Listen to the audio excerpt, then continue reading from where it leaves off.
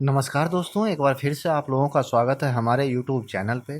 तो दोस्तों, आज के वीडियो में हम लोग सीखेंगे स्टेट बैंक ऑफ इंडिया का करंट अकाउंट फॉर्म को कैसे सही सही भरते हैं।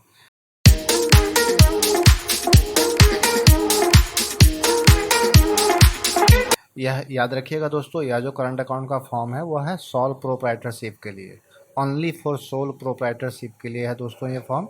और वीडियो को बड़े ध्यान से देखिएगा दोस्तों, क्योंकि यही एकमात्र ऐसा बैंक है जहाँ पे शायद कस्टमर की कम सुनी जाती है, मगर एक्चुअली स्टेट बैंक का इतना रीच है जिससे कि हम लोग यहाँ पे खाता खुलवाने से अपने आप को रोक नहीं पाते हैं दोस्तों।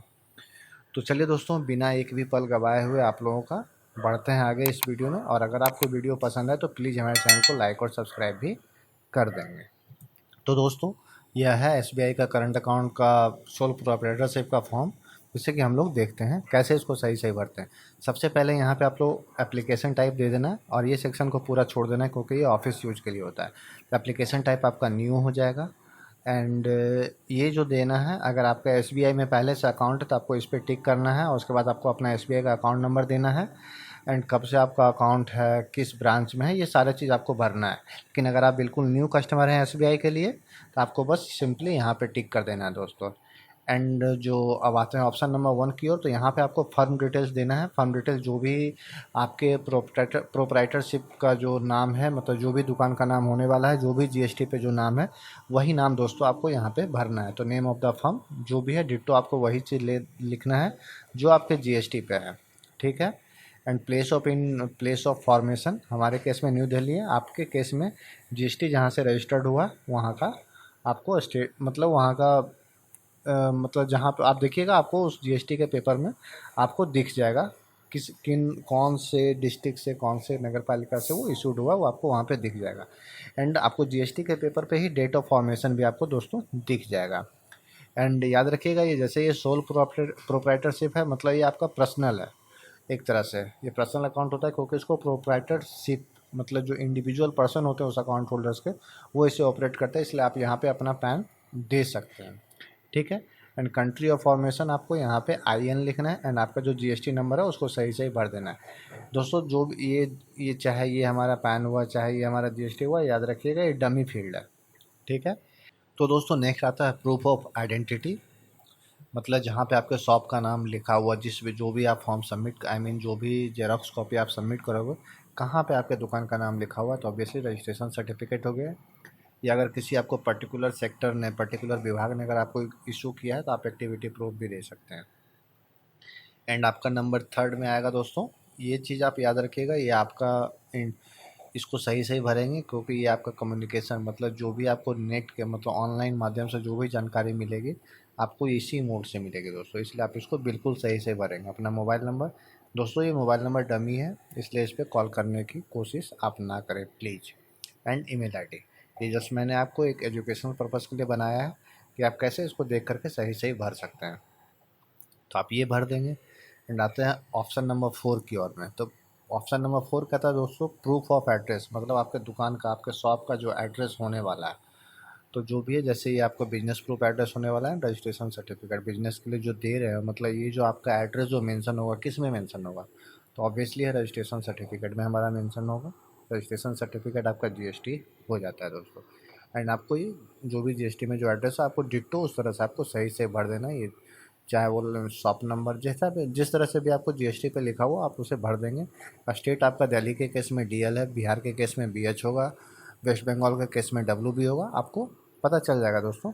अगर आपको नहीं समझ में आता तो आप उसको ब्लैंक भी छोड़ सकते हैं, वैसे आपको नॉर्मली पता चल जाएगा। यूपी के केस में यूपी होगा, इस तरह से आप इसको देख देख करके दोस्तों भर सकते हैं। एंड आपका कंट्री कोड आईएन होगा। एंड करस्पॉन्डेंस एड्रेस, मतलब अगर आपका दुकान, मान लीजिए बैंक आपको कोई लेटर भेजता है और उस डेट में आपका दुकान बंद है, तो आपको करस्पॉन्डेंस एड्रेस भी होना चाहिए। अगर दोनों एक ही है, अगर आपके खुद के घर में ही अगर आप बिजनेस चला रहे हो तो आप एक ही एड्रेस लिख सकते हो और यहाँ पे आप सिंपली टिक कर सकते हो, अन्यथा आप अपने रेसिडेंस प्रूफ का एड्रेस आप दे दे दोस्तों। इसको भी आप सही से भर लेंगे, ठीक है। एंड ऑप्शन नंबर 5 की ओर बढ़ते हैं, नेचर ऑफ बिजनेस। जैसे देखिए मेरे केस में ट्रेडिंग का है, एंड मैन्युफैक्चरर हो जाता है, रिटेलर हो जाता है, सर्विस प्रोवाइड, अगर आप किसी पर्टिकुलर टाइप के सर्विस आप प्रोवाइड कर रहे हो, जैसे आपको शिपिंग शिपिंग का होगा तो शिपिंग आपको क्या हो जाता है, सर्विस आप दे रहे हो। एंड एक्सपोर्ट इम्पोर्ट है, जिस तरह का है आप उसे सिंपली आप भर सकते हैं। एंड आपका इंडस्ट्री कोड आपको सबसे बॉटम में मिल जाएगा। मेरे केस में ट्रेडिंग के लिए आपको 45 था, इसलिए मैंने 45 भरा। आपका जो सूट होता है आप वो भर देंगे दोस्तों, ऐसे मैं आपको बता दूंगा ये कहाँ पे आपको मिल जाएगा। एंड आपका इस अकाउंट में एनुअल टर्नओवर कितना होने वाला है आप उसे भर दीजिए। अभी एक्चुअली इनिशियल स्टेज है, इसलिए मैं 5 to 10 लाख दे रहा हूँ। सोर्स ऑफ फंड क्या होगा, business income. And MLM undertaking, अगर आप ये करंट अकाउंट खोल रहे हो कि मल्टी लेवल मार्केटिंग पर्पस के लिए खोल रहे हो तो ही आप इसे यहाँ पे टिक करेंगे। अन्यथा अगर आप नॉर्मल बिजनेस अकाउंट खोल रहे हो ट्रेडिंग पर्पस के लिए या किसी दुकान के लिए कुछ भी नॉर्मल अगर कर रहे हो तो आप सिंपली ऊपर में टिक करेंगे। मुझे उम्मीद है कि आप लोग MLM के लिए तो आप अकाउंट नहीं खोल रहे होंगे। एंड ऑप्शन नंबर 6 का था दोस्तों account variant.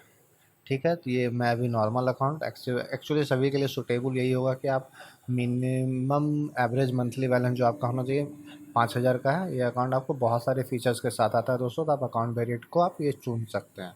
And service required, जो इस अकाउंट के साथ आपको क्या क्या फैसिलिटी चाहिए, तो मैं नेट बैंकिंग ले रहा हूँ, बिजनेस डेबिट कार्ड प्राइड ले रहा हूँ क्योंकि प्राइड में बहुत सारे फीचर्स हैं दोस्तों। और आपको जो इशूएंस फर्स्ट ईयर आपको फ्री ही मिलेगा, चेकबुक भी आपको फर्स्ट ईयर फ्री मिलेगा। तो ये सब के लिए, और मैंने यहाँ पे वही टिक लगाया जिसमें आपको पैसे देने ना पड़े। SMS अलर्ट को मैं नहीं टिक किया हूँ क्योंकि अगर आप टिक करोगे तो बैंक के माध्यम से आपको हर क्वार्टर में 25 रुपये के आसपास आपको डिडक्ट हो जाएंगे। लेकिन इसका मतलब अगर मैंने टिक नहीं किया तो इसका मतलब ये नहीं कि बैंक मुझे मैसेज नहीं भेजेगी, मैसेज फिर भी वो भेजेगी। And do you wish registered for positive pay system, नहीं, अभी मेरे को हायर वैल्यू का चेक मैं अभी इशू नहीं करने वाला हूँ। अगर आप अभी चेक इशू करने वाले हो मोर देन 2 लाख तो आपको ऑलरेडी आपका पॉजिटिव पे सिस्टम में ऑलरेडी आपका एनरोल्ड हो जाएगा। एंड आते हैं मोड ऑफ ऑपरेशन, प्रोप्राइटरशिप है इसलिए आपको सिंगली ही ये अकाउंट ऑपरेट होगा दोस्तों। And country of residence as per tax law, देखिए ये हमारा दोनों सेक्शन आपको नहीं होता था, सॉरी आपको ये चीज़ आपको टिक करना पड़ेगा दोस्तों, आपको ये जो है सो ये टिक करना पड़ेगा। ठीक है, एंड एक्टिव NFA आपको इस पर, आप चाहे तो दोनों टिक कर सकते हो इस केस में, लेकिन ऊपर वाला आप टिक नहीं कर सकते। ऊपर वाला उसी के लिए है जो आपको इसको बिजनेस पर्पस के लिए है, सॉरी बैंक हो गया, इंश्योरेंस हो गया, कोई एजेंसी हो गया या NBFC हो गया, अगर उन सब के लिए है ऊपर वाला ऑप्शन, तो इसलिए आप ये करें। And tax residence of India only, अगर आप इसको नो कर दोगे तो आपको फटका CRS का फॉर्म भरना ही पड़ेगा। ठीक है, तो इसलिए आप यहाँ पे इसको टिक कर दें। एंड फॉर्म 60, देखिए फॉर्म 60 इसलिए क्योंकि आप अपने फर्म का कोई भी पैन कार्ड नहीं दे रहे हो, इसलिए आपको ये भरना पड़ेगा। And as per RBI rule आपको फॉर्म 60 आपको लग ही जाएगा। देखिए एज पर RBI रूल आपको फॉर्म 60 3 केस में भरना पड़ता है। अगर आपके पास पैन कार्ड है तो भरने की ज़रूरत ही नहीं है, लेकिन एक्चुअली आपका ये प्रोप्राइटरशिप का है और आपके शॉप के नाम से तो कोई पैन नंबर होगा नहीं, इसलिए आपको इसे भरने की ज़रूरत पड़ जाती है। तो आप इसे भर देंगे।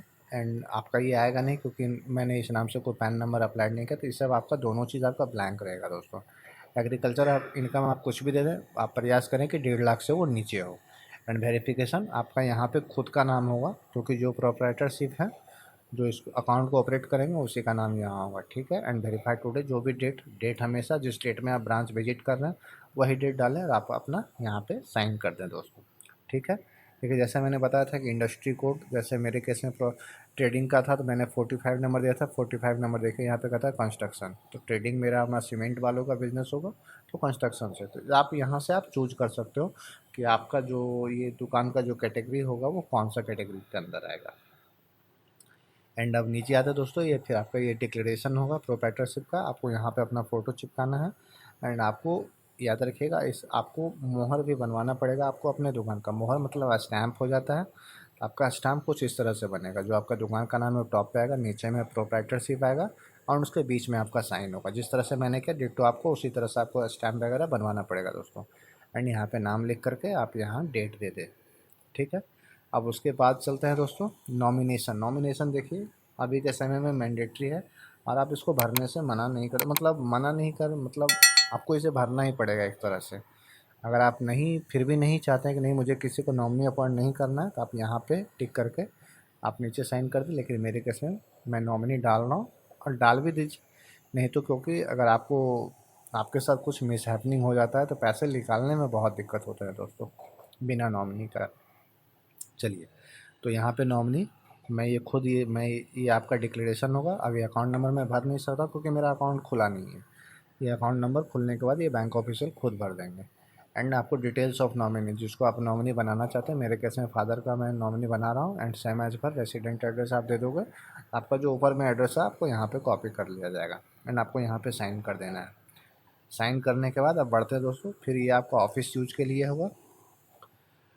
ये आपका ऑफिस, अब जो एनेक्सर ए है ये आपका इंडिविजुअल होगा, क्योंकि आपने ऊपर में जो भी भरा आपने अपने दुकान का डिटेल्स भरा, किस नाम से दुकान होगा, क्या कैसे होगा, आपने वो भरा है। अब आपको जो एनेक्सर ए होगा आपको यहाँ पे खुद का डिटेल्स जाएगा। चलिए, तो ये चीज़ आपको ऑफिस यूज़ के लिए लिखा हुआ, इसको आपको भरना नहीं है।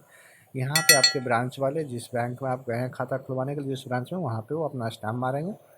एंड यहाँ पे आपको अपना फ़ोटो, मतलब एक फ़ोटो ऊपर हो गया, एक फ़ोटो यहाँ पे, मतलब आपका टोटल 2 फ़ोटो हो गया दोस्तों। फर्म नेम, जो भी आपका दुकान का नाम है आप यहाँ पे दे दें। एंड उसके बाद दोस्तों यहाँ पे आपको अपना नाम लिखना है डिट्टो एज पर KYC, कुछ भी एक्स्ट्रा आप ऐड नहीं करेंगे। आपके फादर का नाम यहाँ पे फादर नेम में, और याद रखिएगा जो ये स्टार मार्क है वो आपको मैंडेटरी फील्ड होता है, उसे आपको भरना ही पड़ेगा। एंड आपके माता जी का नाम वह यहाँ पे भर दें। आपका जो आधार नंबर है वह यहाँ पे भर दें। और डेट ऑफ बर्थ आपका जो है, आपका जेंडर मेल फीमेल जो भी है, इस अकाउंट को जैसे ऑपरेट करेंगे आप उस तरह से भर दें। मार्टियल स्टेटस, सॉरी मैंने अदर्स पे टिक कर दिया था, एक्चुअली ये अनमैरिड पे होगा, अदर्स पे नहीं होगा। ठीक है। नेशनलिटी अदर्स हो गया कि नहीं, मैं दोनों में मैं क्या हूँ मैं बताना ही नहीं चाहता हूँ। ठीक है, तो आप वो भी दे सकते हैं, लेकिन एक्चुअल में आप ये दे दीजिए। अगर आप शादीशुदा है तो मैरिड दीजिए, अन्यथा अनमैरिड दीजिए। एंड नेशनैलिटी आपका इंडियन हो जाएगा। कंट्री कोड आपका IN हो जाएगा। रेसिडेंस एड्रेस क्या हो जाएगा, इंडिविजुअल है आप, ठीक है, इंडिविजुअल पे टिक कर दीजिए। सिटीजनशिप आपका इंडियन हो जाएगा। ऑक्यूपेशन आपका क्या है, तो ऑक्यूपेशन बिजनेस है तो मैं बिजनेस दे रहा हूँ। जो भी है आप उस तरह से चूज़ करें दोस्तों। एनुअल इनकम क्या है, तो मैंने 3 लाख दिया। आपको जो सूट करे आप वो भरें दोस्तों। ठीक है, इसी के अनुसार से आपका प्रोफाइल जनरेट होता है। एंड सोर्स ऑफ फंड क्या होगा, तो ऑब्वियसली जो भी मैं इसमें ट्रांजेक्शन करूँगा, जितने भी मैंने रुपये होंगे इसमें, सारा हमारा जो है सो बिजनेस रिलेटेड होगा। उसको करने के बाद पॉलिटिकली एक्सपोज पर्सन नहीं हूँ इसलिए मैंने नो किया है। कंट्री कोड हमारा IN होगा। एंड यहाँ पे आकर के tax residence of India only, obviously क्या है, country of tax residence in India only and not in any other country और टेरिटरी आउटसाइड इंडिया। सॉरी, मैंने यहाँ पे आपको यस पे करना पड़ेगा और ये आपको मिटा देना पड़ेगा दोस्तों, ये आपको मिटा देना पड़ेगा। ठीक है। एंड उसके बाद आपका अपना पैन नंबर यहाँ पे दे दीजिए। Place and city of birth यहाँ पे दीजिए। यहाँ पे कंट्री कोड यहाँ पे दीजिए। उसके बाद दोस्तों बढ़ते हैं आगे की ओर। आगे आपको ये क्या था, प्रूफ ऑफ एड्रेस, नहीं, आधार कार्ड मैंने दे दिया है अपने एड्रेस प्रूफ के लिए। एंड यहाँ पे आपका आइडेंटिटी नंबर, आप यहाँ पे अपना पैन का नंबर, पैन कार्ड का डिटेल्स आप यहाँ पे भर दें। एंड ये आपको और वाला ऑप्शन आपको कोई ज़रूरी नहीं है दोस्तों भरना। एंड आपको एड्रेस डिटेल्स में आपका यहाँ पे खुद का एड्रेस जाएगा, जो आपका आधार पे जो एड्रेस है वही आप लिखेंगे। अपने तरफ से कुछ भी एक्स्ट्रा ऐड करने की कोशिश नहीं करेंगे, नहीं तो आपका फॉर्म रिजेक्ट हो जाएगा। इस तरह से आप इसको भर दें। ठीक है। एंड कॉन्टैक्ट डिटेल्स आप यहाँ पे भर दें। एंड एड्रेस डिटेल्स आपको जैसे मैंने भरा हुआ, जो एज पर मेरे आधार कार्ड में जो एड्रेस था मैंने डिटो उसको उतार दिया है। एंड आपको कॉन्टैक्ट डिटेल्स आप यहाँ पे भर दें। मेरा मल्टीपल टैक्स रेसिडेंसी नहीं है इसलिए हमारा ब्लैंक रहेगा। उम्मीद करता हूँ आपका भी ब्लैंक रहेगा। जो भी व्यूअर्स मेरे इस वीडियो को देख रहे हैं उनका भी ब्लैंक ही होगा। एंड उसके बाद इसको भर दीजिए। फॉर्म 60 है तो मैं भरूँगा नहीं क्योंकि मैं ऑलरेडी मैं पैन दे रहा हूँ, इसलिए हमारा फॉर्म 60 जाएगा नहीं। एंड उसके बाद थोड़ा सा नीचे आते हैं दोस्तों, एप्लीकेंट डिक्लेरेशन। डिक्लेरेशन जो भी है देखिए इसे मानना ही पड़ेगा, आप ना चाहते हुए आप इसको मना नहीं कर सकते हैं। अपना फिर यहाँ पे करंट डेट दे करके आप साइन कर दीजिए। बाकी आपको इसमें और कुछ करने की ज़रूरत नहीं। एनेक्सर B, बड़े ध्यान से सुनिएगा दोस्तों, अगर आप स्टेट बैंक में करंट अकाउंट खोल रहे हो और अगर आपके ने कहीं से भी अगर OD, कैश क्रेडिट या ओवरड्राफ्ट लिमिट ले रखा है, याद रखिएगा ओवरड्राफ्ट लिमिट अगर आप अपने FD के अगेंस्ट में लेते हैं तो ये चीज़ आपको एप्लीकेबल नहीं होता। लेकिन अगर कहीं से आपने बिजनेस लोन ले रखा है, CC या OD, तो आपको इसे भरना पड़ेगा, क्योंकि RBI के गाइडलाइंस के अनुसार से कुछ ही सेक्टर को एग्जम्प्टेड है जो कि अपना अकाउंट किसी और करंट अकाउंट किसी और बैंक में खुलवा सकते हैं। कुछ ही अगर आपने मान लीजिए आपने बैंक ऑफ बड़ौदा में सीसीओडी लिया हुआ तो आपका करंट अकाउंट भी वहीं पे होना चाहिए, ये चीज़ मैंडेटरी है। इसलिए इस चीज़ को बड़े ध्यान से देखिएगा। मेरे केस में मैंने कहीं से नहीं ले रखा है, इसलिए मैंने सिंपली यहाँ पे नो किया, बाकी मुझे इस पेज को कुछ भी टच नहीं करना है। उसी प्रकार से एनेक्सर बी कहता है अगर मैंने ऊपर में यस किया होता कि हाँ मैंने ओडी फैसिलिटीज़ ले रखा है तो मुझे ये सारा चीज़ भरना पड़ता, इसलिए मैंने किया नहीं, इसलिए हमारे लिए एप्लीकेबल होता नहीं है दोस्तों। उसी प्रकार से हमारा जैसे अगर मैंने कहीं से ले नहीं रखा तो इसलिए हमें ये भी पेज नहीं भरना है, और आप भी फ्लो में मत भर देंगे दोस्तों, ठीक है। एंड उसके बाद आते हैं दोस्तों ये फटका CRS का। फटका CRS फॉरेन टैक्स कंप्लायंस जो भी होता है आपको इसे भरना पड़ेगा। एंड इसको देख लीजिए, टैक्स रेसिडेंस आपको यहाँ पे हो जाएगा, यूएस पर्सन है कि नहीं है। जिस तरह से मैंने भरा आप उस तरह से भर दें, आपका फॉर्म सक्सेसफुली ये फटका CRS का भी सक्सेसफुली फील्ड हो जाएगा। हालांकि ये फॉर्म भरना नहीं था, लेकिन फिर भी मैंने आपको सिर्फ एक पर्पज़ के लिए मैंने दिखा दिया। ये वही भरेंगे जो कि अदर देन इंडिया में भी टैक्स पे करते हैं, यूएस के हों या NRI हों, ये सब हों अगर, तो वही इसको भरेंगे जो ऊपर में क्लिक कियों कि नहीं मैं टैक्स और भी कई जगह में पे करता हूँ। चलिए अब आगे आते हैं दोस्तों इस सेक्शन की ओर में। तो दोस्तों हाँ, उसके नीचे यहाँ पे साइन, इसको याद रखिएगा, अगर आप सिर्फ इंडिया से बिलोंग्स करते हैं तो आपको साइन करना, ये फॉर्म आपको फटका CRS को भी भरने की ज़रूरत नहीं है। तो दोस्तों इस अकाउंट को खोलने के लिए आपको कौन कौन से डॉक्यूमेंट्स लगेंगे वो आपको मेरे डिस्क्रिप्शन बॉक्स में भी आपको मिल जाएंगे दोस्तों। तो दोस्तों यह था स्टेट बैंक ऑफ इंडिया का सोल प्रोप्राइटरशिप, मतलब प्रोप्राइटरशिप के अकाउंट के फॉर्म को हम कैसे सही भर करके सबमिट करें जिससे कि मेरा खाता एक दिन में खुल जाए। ये गारंटी है, अगर आप इस वीडियो को दोस्तों फॉलो करेंगे प्रॉपर वे में तो आपका अकाउंट सेम डे ना कहें क्योंकि ये स्टेट बैंक है, हो सकता है आपको नेक्स्ट डे, मतलब आपको बिना परेशान किए हुए आपका अकाउंट खुल जाएगा। आपको ये नहीं बोला जाएगा कि यहाँ साइन करिए वहाँ साइन करिए। तो दोस्तों यह था स्टेट बैंक ऑफ इंडिया का सोल प्रोप्राइटरशिप का फॉर्म को कैसे हम सही भरते हैं। तो उम्मीद करते हैं कि यह वीडियो आपको पसंद आई होगी, और अगर आपको पसंद आई होगी तो प्लीज़ हमारे चैनल को सपोर्ट जरूर करेंगे लाइक और सब्सक्राइब बटन दबा करके। तो दोस्तों आज के वीडियो में बस इतना ही, मिलते हैं इसी प्रकार के किसी और वीडियो के साथ। थैंक यू वेरी मच, जय हिंद जय भारत।